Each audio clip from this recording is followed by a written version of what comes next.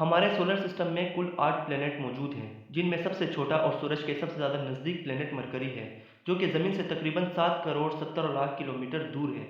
लेकिन मैं आप लोगों को बता दूं कि सूरज से इतने ज़्यादा नज़दीक होने के बावजूद भी ये हमारे सोलर सिस्टम का दूसरा सबसे गर्म प्लैनेट है।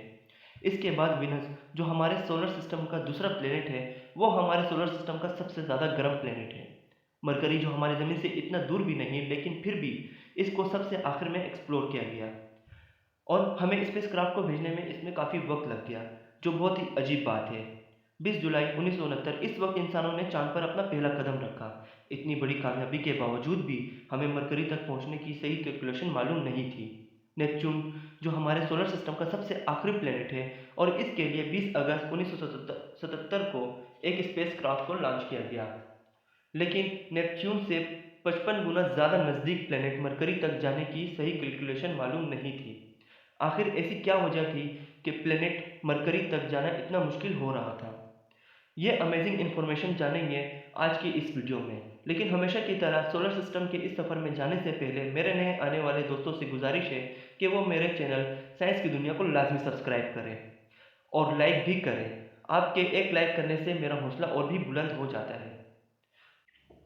मरकरी, जो सूरज के सिर्फ 5 करोड़ 89 लाख किलोमीटर दूर है, आखिर मरकरी का नाम मरकरी क्यों रखा गया? तो मैं आप लोगों को बताता चलूं कि मरकरी का नाम रोमन के देवता मरकरी के नाम पे रखा गया। इस प्लेनेट का मुशाहिदा 10वीं सदी में ही शुरू कर दिया गया था। 10वीं सदी में कौम बाबुल के साइंसदानों ने इन्हें अपने देवता के नाम दिया। 11वीं सदी में मुसलमान साइंसदान अबू इसहाक इब्राहिम ने मरकरी के बारे में बहुत अहम नज़रियात पेश किए। मरकरी हमारे सोलर सिस्टम में दूसरे प्लैनेट के मुकाबले में सबसे छोटा है और यह अपने ऑर्बिट में दूसरे प्लैनेट के मुकाबले में सबसे स्लो घूमता है। यानी मरकरी का एक साल सोलर सिस्टम के सब प्लैनेट से बहुत कम है। मतलब मरकरी का एक साल हमारे ज़मीन के 88 दिन के बराबर है, और इसका एक दिन इसके स्लो घूमने की वजह से इसके एक साल से भी बड़ा होता है। यानी ज़मीन के दिन से कंपेयर करें तो इसका एक दिन ज़मीन के 176 दिन के बराबर होगा। अब आप तो ये समझ ही गए होंगे कि इस प्लेनेट में रात 2 साल के बाद होती है। 1976 से पहले मरकरी तक पहुंचने के लिए हमारे पास कोई भी ठीक कैलकुलेशन नहीं थी। आखिर हमें इस तक पहुंचने में इतनी मुश्किलों का सामना क्यों करना पड़ रहा था? इसकी एक वजह तो ये भी है कि यह अपने साइज में बहुत छोटा है, और दूसरा ये अपने सूरज के बहुत ज़्यादा नज़दीक है, जिसकी वजह से इसमें जाना बहुत ज़्यादा मुश्किल हो रहा था। किसी भी प्लेनेट के ऑर्बिट में जाने के लिए कुछ बातों का ख्याल रखना पड़ता है, जिसमें एक्यूरेट स्पीड, टाइमिंग और एंगल भी शामिल है। अगर यह सब परफेक्ट है तब भी हम किसी प्लेनेट के ऑर्बिट में जा पाएंगे। अगर इनमें से कुछ भी गलत होता है तो हम मरकरी में नहीं जा पाएंगे। स्पेस में कोई भी मिशन करने से पहले इसकी पूरी प्लानिंग करनी पड़ती है, और जब हमारा स्पेसक्राफ्ट मरकरी के ऑर्बिट में जाता है तो सूरज की हाई ग्रेविटी की वजह से स्पेसक्राफ्ट की स्पीड और ज़्यादा बढ़ जाती है, और अगर इसकी स्पीड को सही तरीके से कंट्रोल नहीं किया गया तो ये स्पेसक्राफ्ट आसानी के साथ मरकरी की जगह सूरज में चला जाएगा। 30 नवंबर 1973 को नासा ने लॉन्च किया मेरिनर 10, जिसका मकसद मरकरी और विनस को ऑर्बिट करना था। यह एक फ्लाई बाय मिशन था। मेरिनर 10 की स्पीड को विनस की ग्रेविटी की वजह से मॉडिफाई किया गया ताकि ये मरकरी की ऑर्बिट तक चला जाए। अब चूंकि ये फ्लाई बाय मिशन था, इसलिए हम मरकरी के बारे में ज़्यादा इंफॉर्मेशन तो कलेक्ट नहीं कर पाए, लेकिन मेरिनर 10 3 दफ़ा मरकरी की ऑर्बिट से गुजरा था। इसमें हमने मरकरी के 45% हिस्से को पढ़ लिया था, लेकिन इसकी वजह से हमने मरकरी को बहुत नज़दीक से देखा।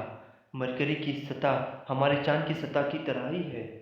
अब इतना सब कुछ जानने के बाद इस प्लेनेट में जाने का सोचना भी नहीं, क्योंकि दिन के वक्त इस प्लेनेट का टेम्परेचर 430 डिग्री सेंटीग्रेड तक चला जाता है, और वहीं रात के वक्त इसका टेम्परेचर -180 डिग्री सेंटीग्रेड तक हो जाता है। मतलब ये तो क्लियर है कि अगर आप यहाँ जाएंगे तो दिन को पिघल कर लावा बन जाएंगे, और यहीं रात के वक्त कुल्फी। मेरिनर 10 की वजह से हमने मरकरी को बहुत ज़्यादा जान लिया था, लेकिन इससे मिलने वाला डेटा हमारे लिए काफ़ी नहीं था, और इसीलिए 2004 को एक और स्पेसक्राफ्ट लॉन्च किया गया, जिसका नाम था मैसेंजर। मैसेंजर खास तौर पर मरकरी की सतह में किया जाने वाला सबसे पहला मिशन था। जो 2012 तक इसने अपने प्राइमरी मिशन को पूरा कर लिया। इसके बाद भी इसमें फ्यूल बाकी थी, इसलिए इस मिशन को 2 बार और बढ़ा दिया गया और फिर 30 अप्रैल 2015 को मरकरी की सतह से इसे टकराकर तबाह कर दिया गया और इसकी वजह से हमने मरकरी की सतह को 90% तक स्टडी कर ली थी। अब इस स्टडी से बहुत कुछ हैरतअंगेज बातें भी सामने आने लगी। हमें पता चला कि मरकरी का कोर इसके साइज से भी बहुत ज़्यादा बड़ा है। अब ऐसे में इतने छोटे प्लेनेट का कोर इतना बड़ा है, ये वाकई हैरत की बात थी। इसीलिए साइंटिस्ट ने यह अंदाज़ा लगाया कि शायद मरकरी किसी वक्त में अपने साइज से बहुत ज़्यादा बड़ा होगा, चूँकि किसी एस्टेरॉयड से टक्कर के बाद इसका ऊपर वाला हिस्सा तबाह हो गया होगा और मरकरी छोटा हो गया, सबसे छोटा प्लेनेट बनकर रह गया। मरकरी का भी अपना एक इलेक्ट्रोमैग्नेटिक फील्ड है, लेकिन अर्थ के मुकाबले में ये बहुत कमज़ोर है और इसीलिए ये सोलर विंड को भी नहीं रोक पाती। अगर आप मरकरी से आसमान को देखें तो वो आपको रंगीन दिखाई देगा, क्योंकि सूरज से आने वाली रेडिएशन मरकरी के ऑर्बिट में मौजूद सोडियम गैस को लगातार जला रहा है। मरकरी को भले ही लास्ट में एक्सप्लोर किया गया हो, लेकिन आज भी साइंटिस्ट इसकी स्टडी में लगे हुए हैं, क्योंकि मरकरी की स्टडी से ये पता चलता है कि सोलर सिस्टम बना कैसे था। इसीलिए 20 अक्टूबर 2018 को एक और मिशन लॉन्च किया गया, जिसका नाम डीपी कोलंबो स्पेसक्राफ्ट है। तो दोस्तों, मरकरी हमारे सोलर सिस्टम का सबसे छोटा और दूसरा सबसे गर्म प्लेनेट है, जिसे मज़ीद जानने के लिए हज़रत इंसान दिन रात कोशिश में लगे हुए हैं और मज़ीद मिशन भेज रहे हैं। अगर आपने मेरी इस वीडियो से कुछ सीखा तो मुझे ज़रूर कमेंट करके बताएं।